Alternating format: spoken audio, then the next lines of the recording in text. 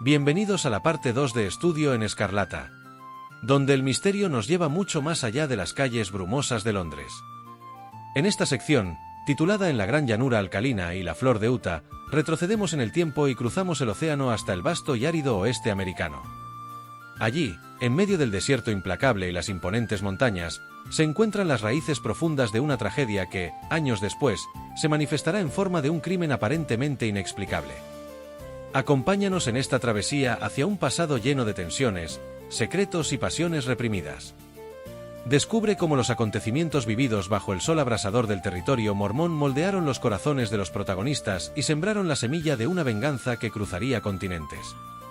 Prepárate para sumergirte en una historia de amor, fe, traición y justicia, en un capítulo tan revelador como apasionante. Estudio en Escarlata, volumen 4. Orígenes del crimen. Parte 2, capítulos 1 y 2. Capítulo 1.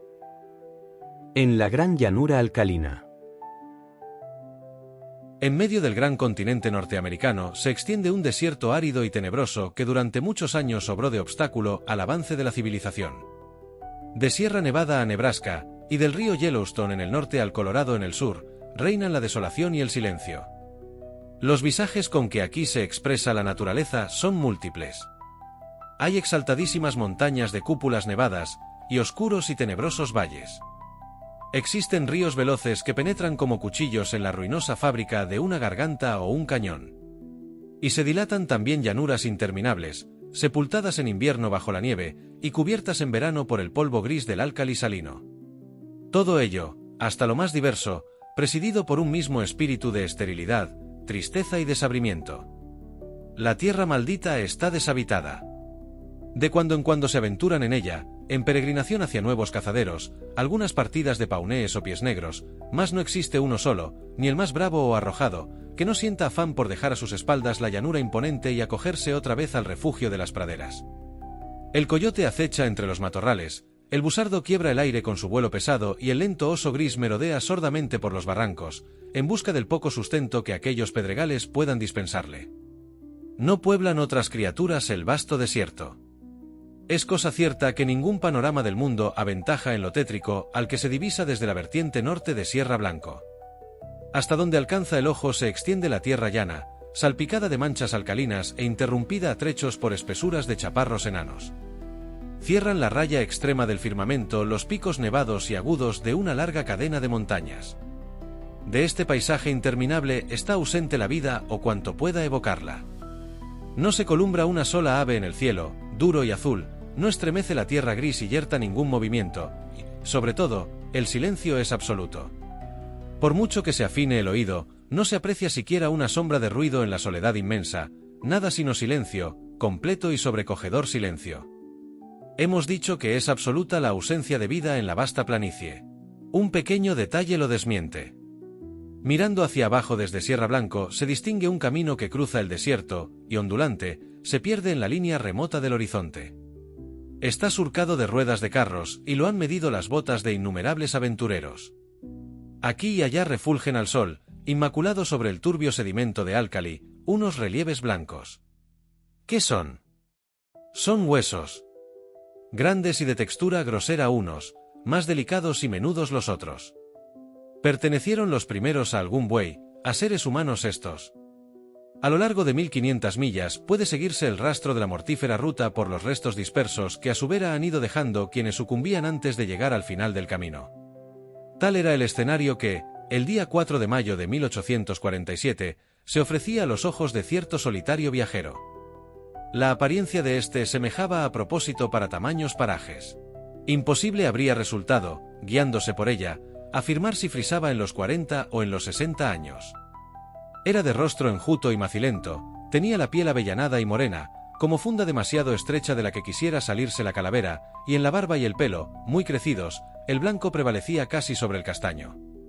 Los ojos se hundían en sus cuencas, luciendo con un fulgor enfermizo, y la mano que sostenía el rifle apenas si estaba más forrada de carne que el varillaje de los huesos. Para tenerse en pie había de descansar el cuerpo sobre el arma, y sin embargo su espigada figura y maciza osamenta denotaban una constitución ágil y férrea al tiempo. En la flaqueza del rostro, y en las ropas que pendían holgadas de los miembros resecos, se adivinaba el porqué de ese aspecto decrépito y precozmente senil. Aquel hombre agonizaba de hambre y de sed. Se había abierto trabajosamente camino a lo largo del barranco, y hasta una leve eminencia después, en el vano propósito de descubrir algún indicio de agua. Ahora se extendía delante suyo la infinita planicie salada, circuida al norte por el cinturón de montañas salvajes, monda toda ella de plantas, árboles o cosa alguna que delatara la existencia de humedad. No se descubría en el ancho espacio un solo signo de esperanza. Norte, oriente y occidente fueron escudriñados por los ojos interrogadores y extraviados del viajero. Habían llegado a término, sí, sus correrías, y allí, en aquel risco árido, solo le aguardaba la muerte. ¿Y por qué iba a ser de otro modo? ¿Por qué no ahora mejor que en un lecho de plumas, dentro quizá de 20 años? Murmuró mientras se sentaba al abrigo de un peñasco. Antes de adoptar la posición sedente, había depositado en el suelo el rifle inútil, y junto al un voluminoso fardo al que servía de envoltura un mantón gris, pendiente de su hombro derecho. Se diría el bulto en exceso pesado para sus fuerzas, porque al ser apeado dio en tierra con cierto estrépito. De la envoltura gris escapó entonces un pequeño gemido, y una carita asustada, de ojos pardos y brillantes, y dos manezuelas gorditas y pecosas, asomaron por de fuera. «Me has hecho daño», gritó una reprobadora voz infantil. «¿De verdad?», contestó pesaroso el hombre. «Ha sido sin querer». Y mientras tal decía deshizo el fardo y rescató de él a una hermosa criatura de unos 5 años de edad, cuyos elegantes zapatos y bonito vestido rosa, guarnecido de un pequeño delantal de hilo, pregonaban a las claras la mano providente de una madre. La niña estaba pálida y delgada, aunque por la lozanía de brazos y piernas se echaba de ver que había sufrido menos que su compañero. «¿Te sientes bien?», preguntó este con ansiedad al observar que la niña seguía frotándose los rubios bucles que cubrían su nuca. «Cúrame con un besito», repuso ella en un tono de perfecta seriedad, al tiempo que le mostraba la parte dolorida. «Eso solía hacer mamá». «¿Dónde está mamá?». «No está aquí. Quizá no pase mucho tiempo antes de que la veas». «Se ha ido», dijo la niña. «No me ha dicho adiós. Me decía siempre adiós, aunque solo fuera antes de ir a tomar el té a casa de la tita, y... lleva 3 días fuera. Qué seco está esto. Dime, ¿no hay agua, ni nada que comer?». «No hay nada, Primor. Aguanta un poco y verás que todo sale bien. Pon tu cabeza junto a la mía, así. ¿Te sientes más fuerte?». No es fácil hablar cuando se tienen los labios secos como el esparto, aunque quizá vaya siendo hora de que ponga las cartas boca arriba. «¿Qué guardas ahí?». «Cosas bonitas. Mira qué cosas tan preciosas», exclamó entusiasmada la niña mientras mostraba 2 refulgentes piedras de mica. «Cuando volvamos a casa se las regalaré a mi hermano Bob. Verás dentro de poco aún cosas mejores», repuso el hombre con aplomo. «Ten paciencia. Te estaba diciendo». «¿Recuerdas cuando abandonamos el río?». «Claro que sí. Pensamos que habría otros ríos. Pero no han salido las cosas a derechas.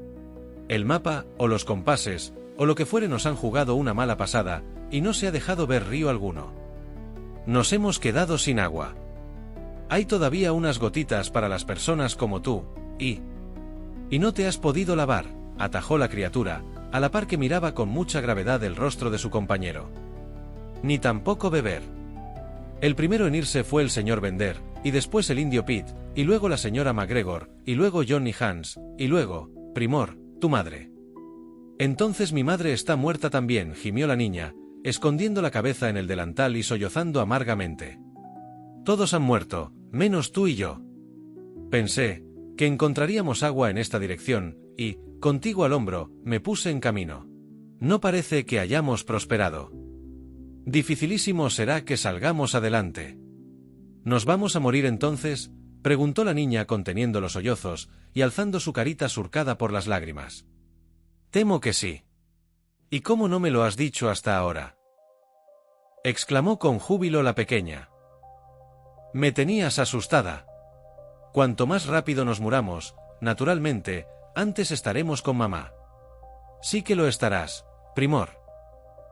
Y tú también». Voy a decirle a mamá lo bueno que ha sido conmigo. Apuesto a que nos estará esperando a la puerta del paraíso con un jarro de agua en la mano, y muchísimos pasteles de alforfón, calentitos y tostados por las dos caras, como los que nos gustaban a Bob y a mí. ¿Cuánto faltará todavía? No sé. Poco. Los ojos del hombre permanecían clavados en la línea norte del horizonte. Sobre el azul del cielo, y tan rápidos que semejaban crecer a cada momento, habían aparecido 3 pequeños puntos. Concluyeron al cabo por adquirir las trazas de 3 poderosas aves pardas, las cuales, luego de describir un círculo sobre las cabezas de los peregrinos, fueron a posarse en unos riscos próximos. Eran busardos, los buitres del oeste, mensajeros indefectibles de la muerte. «Gallos y gallinas», exclamó la niña alegremente, señalando con el índice a los pájaros macabros y batiendo palmas para hacerles levantar el vuelo. «Dime, ¿hizo Dios esta tierra?» «Naturalmente que sí», repuso el hombre, un tanto sorprendido por lo inesperado de la pregunta. «Hizo la de Illinois, allá lejos, y también la de Missouri», prosiguió la niña, «pero no creo que hiciera esta de aquí. Esta de aquí está mucho peor hecha. El que la hizo se ha olvidado del agua y de los árboles». «¿Y si rezaras una oración?», sugirió el hombre tras un largo titubeo. «No es aún de noche. Da lo mismo. Se sale de lo acostumbrado, pero estoy seguro de que a él no le importará. Di las oraciones que decías todas las noches en la carreta, cuando atravesábamos los llanos». «¿Por qué no rezas tú también?», exclamó la niña, con ojos interrogadores. «Se me ha olvidado rezar. Llevo sin rezar desde que era un mocoso al que doblaba en altura este rifle que ves aquí. Aunque bien mirado, nunca es demasiado tarde. Empieza tú, y yo me uniré en los coros». «Pues vas a tener que arrodillarte, igual que yo», dijo la pequeña posando el mantón en tierra. «Levanta las manos y júntalas. Parece como si se sintiera uno más bueno». Curiosa escena la que se desarrolló entonces a los ojos de los busardos, únicos e indiferentes testigos. Sobre el breve chal, codo con codo, adoptaron la posición orante ambos peregrinos, la niña versátil y el arrojado y rudo aventurero. Estaban la tierna carita de la niña y el rostro anguloso y macilento del hombre vueltos con devoción pareja hacia el cielo limpio de nubes, en pos del ser terrible que de frente los contemplaba, mientras las dos voces, frágil y clara una, áspera y profunda la otra, se fundían en un solo ruego de misericordia y perdón. Concluida la oración, se recogieron de nuevo al abrigo de la roca, cayendo dormida al cabo la niña en el regazo de su protector. Vigiló este durante un tiempo el sueño de la pequeña, mas la naturaleza, finalmente, lo redujo también a su mandato inexorable. 3 días y 3 noches llevaba sin concederse un instante de tregua o reparador descanso. Lentamente los párpados se deslizaron sobre los ojos fatigados y la cabeza fue hundiéndose en su pecho, hasta, confundida ya la barba gris del hombre con los rizos dorados de la niña, quedar ambos caminantes sumidos en idéntico sueño, profundo y horro de imágenes. Media hora de vigilia hubiera bastado al vagabundo para contemplar la escena que ahora verá el lector. En la remota distancia, allí donde se hace la planicie fronteriza del cielo, se insinuó una como nubecilla de polvo, muy tenue al principio y apenas distinguible de la colina en que se hallaba envuelto el horizonte, después de superior tamaño, y al fin, rotunda y definida. Fue aumentando el volumen de la nube, causada, evidentemente, por alguna muchedumbre o concurrencia de criaturas en movimiento. A ser aquellas tierras más fértiles, habría podido pensarse en el avance de una populosa manada de bisontes. Mas no es un suelo sin hierba, sino a propósito para que en él paste el ganado. Próximo ya el torbellino de polvo a la solitaria eminencia donde reposaban los 2 náufragos de la pradera, se insinuaron tras la bruma contornos de carretas guarnecidas con toldos, y perfiles de hombres armados, caballeros en sus monturas. Se trataba de una expedición al oeste, ¿y qué expedición? Llegado uno de los extremos de ella a los pies de la montaña, aún seguía el otro perdido en el horizonte. A través de la llanura toda se extendía la caravana enorme, compuesta de galeras y carros, hombres a pie y hombres a caballo. Innumerables mujeres procedían vacilantes con su equipaje a cuestas, y los niños se afanaban detrás de los vehículos o asomaban las cabecitas bajo la envoltura blanca de los toldos. No podían ser estas gentes simples emigrantes, por fuerza habían de constituir un pueblo nómada, llevado de las circunstancias a buscar cobijo en nuevas tierras. Un estruendo confuso, una especie de fragor de ruedas chirriantes y resoplante caballería, ascendía de aquella masa humana y se perdía en el aire claro. Ni siquiera entonces, sin embargo, lograron despertarse los 2 fatigados caminantes. Encabezaba la columna más de una veintena de graves varones, de rostros ceñudos, envueltos los cuerpos en los pliegues de un oscuro ropaje hecho a mano, y provistos de rifles. Al llegar al pie del risco suspendieron la marcha, formando entre ellos breve conciliábulo. «Los pozos, hermanos, se encuentran a la derecha», dijo uno al que daba carácter la boca enérgica, el rostro barbiecho y la cabellera enmarañada. «A la derecha de Sierra Blanco. Alcanzaremos, pues, Río Grande», añadió otro. «No tengáis cuidado del agua», exclamó un tercero. «El que pudo hacerla brotar de la roca, no abandonará a su pueblo elegido». «Amén. Amén», respondieron todos a coro. A punto se hallaban de reanudar el camino, cuando uno de los más jóvenes y perspicaces lanzó un grito de sorpresa, al tiempo que señalaba el escarpado risco frontero. En lo alto ondeaba un trocito de tela color rosa, brillante y nítidamente recortado sobre el fondo de piedra gris. A la visión de aquel objeto siguió un vasto movimiento de caballos enfrenados y de rifles que eran extraídos de sus fundas. Un destacamento de jinetes a galope sumó sus fuerzas a las del grupo de vanguardia. La palabra «pieles rojas» estaba en todos los labios. «No puede haber muchos indios por estas tierras», dijo un hombre ya mayor, el que según todas las trazas parecía detener el mando. «Atrás hemos dejado a los paunees, y no quedan más tribus hasta después de cruzadas las montañas». «Quiero echar una ojeada, hermano Stangerson», anunció entonces otro de los exploradores. Yo también», clamaron una docena de voces más. «Dejad abajo vuestros caballos, aquí mismo os esperamos», contestó el anciano. En un abrir y cerrar de ojos pusieron pie a tierra los jóvenes voluntarios, fueron amarradas las cabalgaduras, y se dio principio al ascenso de la escarpadura, en dirección al punto que había provocado semejante revuelo. Avanzaban los hombres rauda y silenciosamente, con la seguridad y destreza del explorador consumado. Desde el llano, se les vio saltar de roca en roca, hasta aparecer sus siluetas limpiamente perfiladas sobre el horizonte. El joven que había dado la voz de alarma abría la marcha. De súbito, observaron sus compañeros que echaba los brazos a lo alto, como presa de irrefrenable asombro que pareció comunicarse al resto de la comitiva apenas se hubo ésta reunido con el de cabeza. En la pequeña plataforma que ponía remate al risco pelado, se elevaba un solitario y gigantesco peñasco, a cuyo pie yacía un hombre alto, barbiluengo y de duras facciones, aunque enflaquecido hasta la extenuación. Su respiración regular y plácido gesto eran los que suelen acompañar al sueño profundo. Enlazada a su cuello moreno y fuerte había una niña de brazuelos blancos y delicados. Estaba rendida su cabecita rubia sobre la pechera de pana del hombre, y en sus labios entreabiertos, que descubrían la nieve inmaculada de los dientes, retozaba una sonrisa infantil. Los miembros del hombre eran largos y ásperos, en peregrino contraste con las rollizas piernecillas de la criatura, las cuales terminaban en unos calcetines blancos y unos pulcros zapatitos de brillantes hebillas. La extraña escena tenía lugar ante la mirada de tres solemnes busardos apostados en la visera del peñasco. A la aparición de los recién llegados, dejaron oír un rauco chillido de odio y se descolgaron con sordo batir de alas. El estrépito de las inmundas aves despertó a los dos yacentes, quienes echaron a su alrededor una mirada extraviada. El hombre recuperó, vacilante, la posición erecta y tendió la vista sobre la llanura, desierta cuando le había sorprendido el sueño y poblada ahora de muchedumbre enorme de bestias y seres humanos. Ganado por una incredulidad creciente, se pasó la mano por los ojos. «Debe ser esto lo que llaman delirio», murmuró para sí. La pequeña permanecía a su lado, cógida a las faldas de su casaca y sin decir nada, aunque vigilándolo todo con los ojos pasmados e inquisitivos de la niñez. No les fue difícil a los recién ascendidos acreditar su condición de seres de carne y hueso. Uno de ellos cogió a la niña y la atravesó sobre los hombros, mientras otros dos asistían a su desmadejado compañero en el descenso hacia la caravana. «Mellamo John Ferrie», explicó el caminante. «La pequeña y yo somos cuanto queda de una expedición de 21 miembros. Allá en el sur, la sed y el hambre han dado buena cuenta del resto». «¿La niña es hija tuya?», preguntó uno de los exploradores. «Por tal la tengo», repuso desafiante el aventurero. «Mía es, porque la he salvado. Nadie va a arrebatármela. De ahora en adelante se llamará Lucy Ferrie». «Pero, ¿quiénes sois vosotros?», prosiguió mirando con curiosidad a sus fornidos y atezados rescatadores.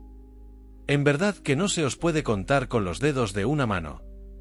«Sumamos cerca de 10.000», dijo uno de los jóvenes. «Somos los hijos perseguidos de Dios, los elegidos del ángel Moroni». Nunca he oído hablar de él, replicó el caminante, pero a la vista está que no le faltan amigos. No uses ironía con lo sagrado, repuso el otro en tono cortante. Somos aquellos que tienen puesta su fe en las santas escrituras, plasmadas con letra egipcia sobre planchas de oro batido y confiadas a Joseph Smith en el enclave de Palmira. Procedemos de Nauvoo, en el estado de Illinois, asiento de nuestra iglesia, y buscamos amparo del hombre violento y sin Dios, aunque para ello hayamos de llegar al corazón mismo del desierto. El hombre de Nauvoo pareció despabilar la memoria de John Ferrier. Entonces, dijo, ¿sois mormones? En efecto, somos los mormones, repusieron todos a una sola voz. ¿Y dónde os dirigís? Lo ignoramos. La mano de Dios guía a los mormones por medio de su profeta. A él te conduciremos. Él decidirá tu suerte. Habían alcanzado ya la base de la colina, donde se hallaba congregada una multitud de peregrinos, mujeres pálidas y de ojos medrosos, niños fuertes y reidores, varones de expresión alucinada. A la vista de la juventud de uno de los extraños, y de la depauperación del otro, se elevaron de la turba gritos de asombro y conmiseración. No se detuvo sin embargo el pequeño cortejo, sino que se abrió camino, seguido de gran copia de mormones, hasta una carreta que sobresalía de las demás por su anchura excepcional e inusitada elegancia. 6 caballos se hallaban uncidos a ella, en contraste con los 2, o 4 a lo sumo, que tiraban de las restantes. Junto al carrero se sentaba un hombre de no más de 30 años, aunque de poderosa cabeza y la firme expresión que distingue al caudillo. Estaba leyendo un volumen de lomo oscuro que dejó a un lado a la llegada del gentío. Tras escuchar atentamente la relación de lo acontecido, se dirigió a los 2 malaventurados. Si hemos de recogeros entre nosotros, dio solemnemente, será solo a condición de que abracéis nuestro credo.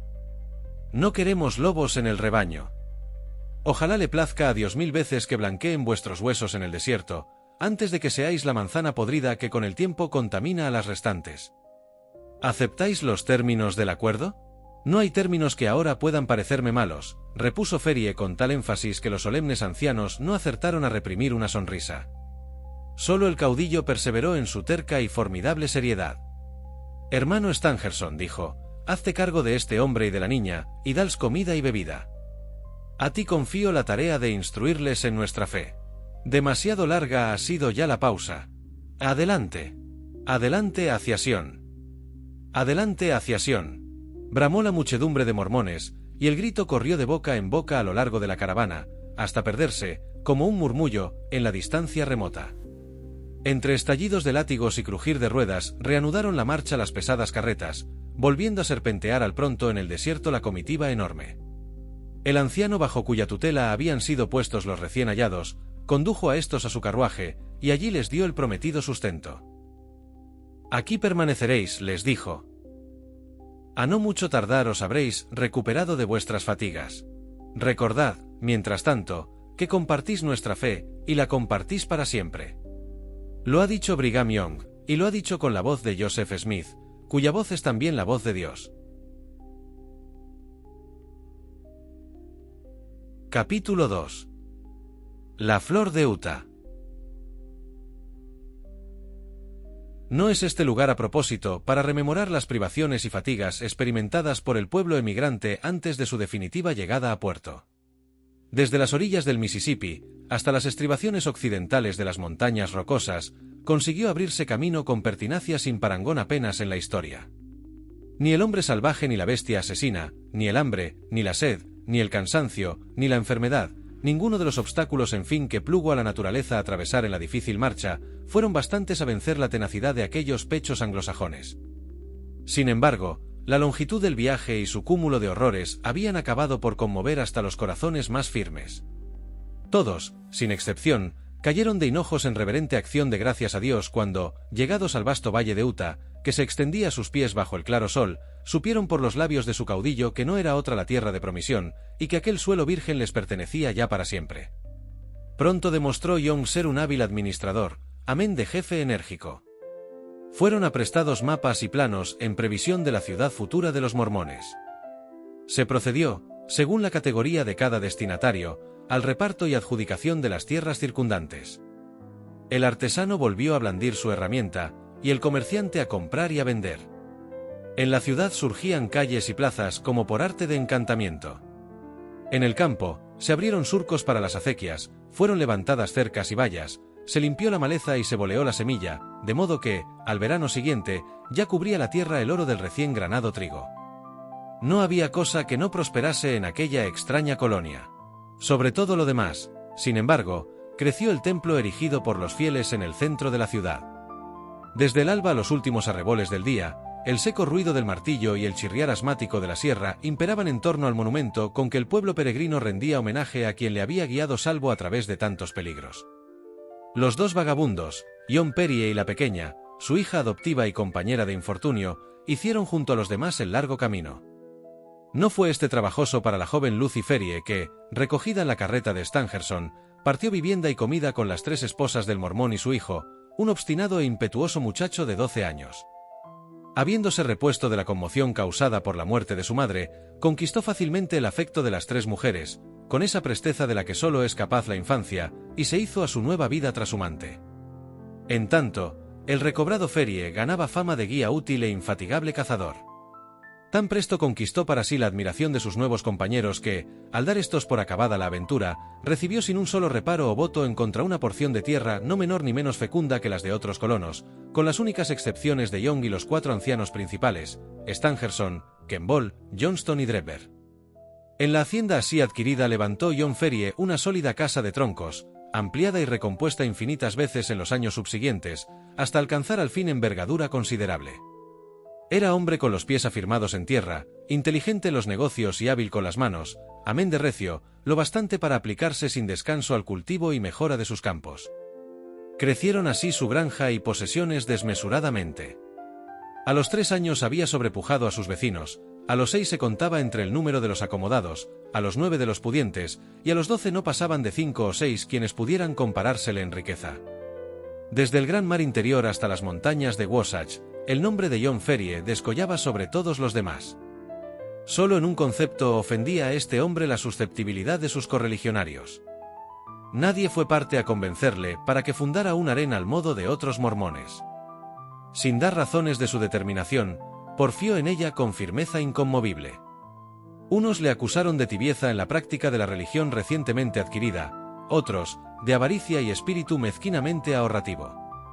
Llegó incluso a hablarse de un amor temprano, una muchacha de blondos cabellos muerta de nostalgia en las costas del Atlántico. El caso es que, por la causa que fuere, Ferrier permaneció estrictamente célibe. En todo lo demás siguió el credo de la joven comunidad, ganando fama de hombre ortodoxo y de recta conducta. Junto al padre adoptivo, entre las 4 paredes de la casa de troncos, y aplicada a la dura brega diaria, se crió Lucy Ferrier. El fino aire de las montañas y el aroma balsámico del pino cumplieron las veces de madre y niñera. Según transcurrían los años, la niña se hizo más alta y fuerte, adquiriendo las mejillas color y el paso cadencia elástica. No pocos sentían revivir en sí antiguos hervores cada vez que, desde el tramo de camino que sesgaba la finca de Ferrier, veían a la muchacha afanarse, joven y ligera, en los campos de trigo, o gobernar el cimarrón de su padre con una destreza digna en verdad de un auténtico hijo del oeste. De esta manera se hizo flor el capullo, y el mismo año que ganaba Ferrier preeminencia entre los granjeros del lugar, se cumplía en su hija el más acabado ejemplo de belleza americana que encontrarse pudiera en la vertiente toda del Pacífico. No fue el padre, sin embargo, el primero en advertir que la niña de antes era ya mujer. Rara vez ocurre tal. Esa transformación es harto sutil y lenta para que quepa situarla en un instante preciso. Más ajena todavía al cambio permanece la doncella misma, quien solo al tono de una voz o al contacto de una mano, súbitas chispas iniciadoras de un fuego desconocido, descubre con orgullo y miedo a la vez la nueva y poderosa facultad que en ella ha nacido a la vida. Pocas mujeres han olvidado de hecho el día preciso y el exacto incidente por el que viene a ser conocido ese albor de una existencia nueva. En el caso de Lucy Ferrier, la ocasión fue memorable de por sí, aparte el alcance que después tendría en su propio destino y en el de los demás. Era una calurosa mañana de junio, y los santos del último día se afanaban en su cotidiana tarea al igual que un enjambre de abejas, cuyo fanal habían escogido por emblema y símbolo de la comunidad. De los campos y de las calles ascendía el sordo rumor del trabajo incesante. A lo largo de las carreteras polvorientas, avanzaban filas de mulas con pesadas cargas, en dirección todas al oeste, ya que había estallado la fiebre del oro en California y la ruta continental tenía estación en la ciudad de los elegidos. También se veían rebaños de vacas y ovejas, procedentes de pastos remotos, y partidas de fatigados emigrantes, no menos maltrechos que sus caballerías tras el viaje inacabable. En medio de aquella abigarrada muchedumbre, hilaba su camino con destreza de amazona Luciferie, arrebatado el rostro por el ejercicio físico y suelta al viento la larga cabellera castaña. Venía a la ciudad para dar cumplimiento a cierto encargo de su padre. Desatenta a todo cuanto no fuera el asunto que en ese instante la solicitaba, volaba sobre su caballo, con la usada temeridad de otras veces. Se detenían a mirarla asombrados los astrosos aventureros, e incluso el indio impasible, con sus pieles a cuestas, rompía un instante su reserva ante el espectáculo de aquella bellísima rostro pálido. Había alcanzado los arrabales de la ciudad, cuando halló la carretera obstruida por un gran rebaño de ganado al que daban gobierno media docena de selváticos pastores de la pradera. Impaciente, hizo por superar el obstáculo lanzándose a una súbita brecha que se insinuaba enfrente. Cuando se hubo introducido en ella, sin embargo, el ganado volvió a cerrarse en torno, viéndose al pronto inmersa la amazona en la corriente movediza de las cuernilargas e indómitas bestias. Habituada como estaba a vivir entre ganado, no sintió alarma, e intentó por todos los medios abrirse camino a través de la manada. Por desgracia los cuernos de una de las reses, al azar o de intento, entraron en violento contacto con el flanco del cimarrón, excitándolo en grado máximo. El animal se levantó sobre sus patas traseras con un relincho furioso, al tiempo que daba unos saltos y hacía unas corvetas bastantes a derribar a un jinete de medianas condiciones. No podía ser la situación más peligrosa. Cada arrebato del caballo acentuaba el roce con los cuernos circundantes, y estos inducían a su vez en la cabalgadura renovadas y furibundas piruetas. Sin falta debía la joven mantenerse sujeta a la silla de la montura, ya que al más leve desliz cabía que fuera a dar su cuerpo entre las pezuñas de las espantadas criaturas, encontrando así una muerte horrible. No hecha a tales trances, comenzó a nublarse su cabeza, al cabo que cedía la presa de la mano en la brida. Sofocada por la nube de polvo y el hedor de la forcejeante muchedumbre animal, se hallaba al borde del abandono, cuando oyó una voz amable que a su lado le prometía asistencia. A continuación una poderosa mano, curtida y tostada por el sol, asió del freno al asustado cuadrúpedo, conduciéndole pronto, sin mayores incidencias, fuera del tropel. «Espero, señorita, que haya salido usted ilesa de la aventura», dijo respetuosamente a la joven su providencial salvador. Aquella levantó su rostro hacia el otro rostro, fiero y moreno, y riendo con franqueza repuso: «¡Qué susto! ¿Cómo pensar que Pancho fuera a tener tanto miedo de un montón de vacas? Gracias a Dios, ha podido usted mantenerse en la montura», contestó el hombre con gesto grave. Se trataba de un joven alto y de aguerrido aspecto, el cual, caballero en un poderoso ejemplar de capa baya, y guarnecido el cuerpo con las toscas galas del cazador, iba armado de un largo rifle, suspendido al bies tras de los hombros. «Debe ser usted la hija de John Ferrie», añadió, «la he visto salir a caballo de su granja. Cuando lo vea, pregúntele si le trae algún recuerdo el nombre de Jefferson Hope, el de St. Louis. Si ese Ferrie es el que yo pienso, mi padre y el suyo fueron uña y carne. ¿Por qué no viene y se lo pregunta a usted mismo?», apuntó ella con recato. El joven pareció complacido por la invitación, y en sus ojos negros refulgió una chispa de contento. «Lo haré», dijo, «aunque llevamos 2 meses en las montañas y mi traza no es a propósito para esta clase de visitas. Su padre de usted deberá recibirme tal como estoy». «Es su deudor, igual que yo», replicó la joven. «Me tiene un cariño extraordinario. Si esas vacas hubieran llegado a causarme la muerte, creo que habría muerto él también». «Y yo», añadió el jinete. «Usted. No creo que fuera a partírsele el corazón. Ni siquiera somos amigos». La oscura faz del cazador se ensombreció de semejante manera ante esta observación, que Luciferie no pudo evitar una carcajada. «No me entienda mal», dijo. «Ahora sí que somos amigos. No le queda más remedio que venir a vernos. En fin, he de seguir camino, porque, según está pasando el tiempo, no volverá a confiarme jamás mi padre recado alguno. Adiós». «Adiós», repuso el otro, alzando su sombrero alado e inclinándose sobre la mano de la damita. Tiró ésta de las riendas a su potro, blandió el látigo, y desapareció en la ancha carretera tras una ondulante nube de polvo. El joven Jefferson Hope se unió a sus compañeros, triste y taciturno. Habían recorrido las montañas de Nevada en busca de plata, y volvían ahora a Salt Lake City, con el fin de reunir el capital necesario para la exploración de un filón descubierto allá arriba. Sus pensamientos, puestos hasta entonces, al igual que los del resto de la cuadrilla, en el negocio pendiente, no podían ya ser los mismos tras el encuentro súbito. La vista de la hermosa muchacha, fresca y sana como las brisas de la sierra, había conmovido lo más íntimo de su volcánico e indómito corazón. Desaparecida la joven de su presencia, supo que una crisis acababa de producirse en su vida, y que ni las especulaciones de la plata, ni cosa alguna, podían compararse en importancia a lo recién acontecido. El efecto obrado de súbito en su corazón no era además un amor fugaz de adolescente, sino la pasión auténtica que se apodera del hombre de férrea voluntad e imperioso carácter. Estaba hecho a triunfar en todas las empresas. Se dijo solemnemente que no saldría mal de esta, mientras de algo sirvieran la perseverancia y el tenaz esfuerzo. Aquella misma noche se presentó en casa de John Ferrier, y a la siguiente y a la otra también, hasta convertirse en visitante asiduo y conocido. John, encerrado en el valle y absorbido por el trabajo diario, había tenido menguadísimas oportunidades de asomarse al mundo en torno durante los últimos 12 años. De él le daba noticias Jefferson Hope, con palabras que cautivaban a Lucy no menos que a su padre. Había sido pionero en California, la loca y legendaria región de rápidas fortunas y estrepitosos empobrecimientos.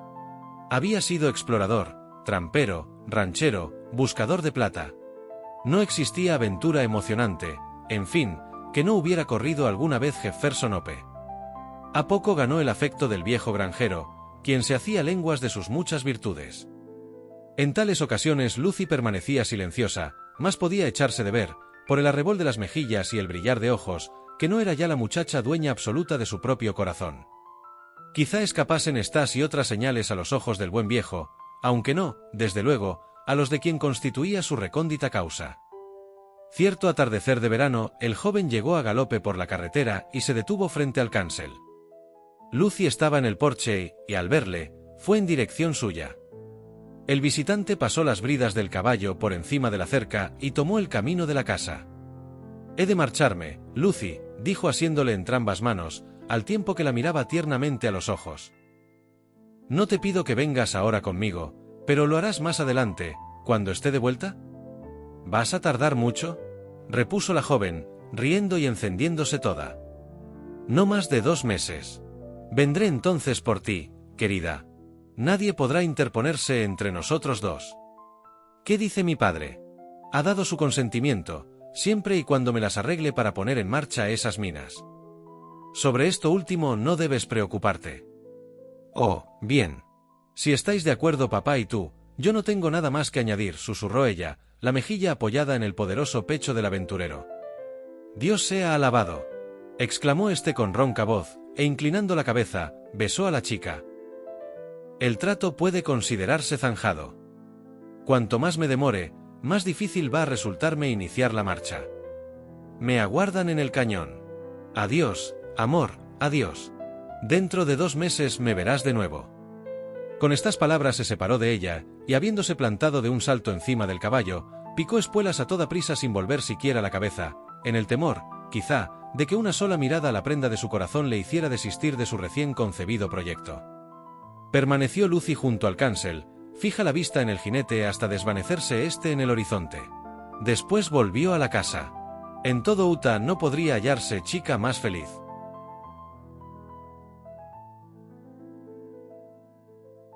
Con estas 2 primeras entregas de la parte 2, hemos presenciado el origen profundo del conflicto que más tarde sacudiría Londres.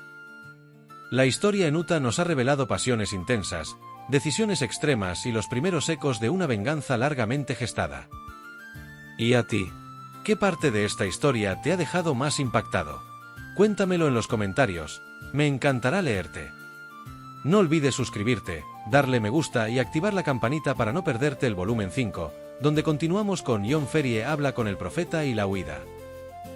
Gracias por acompañarme en este viaje al corazón del misterio. Nos escuchamos en el próximo episodio.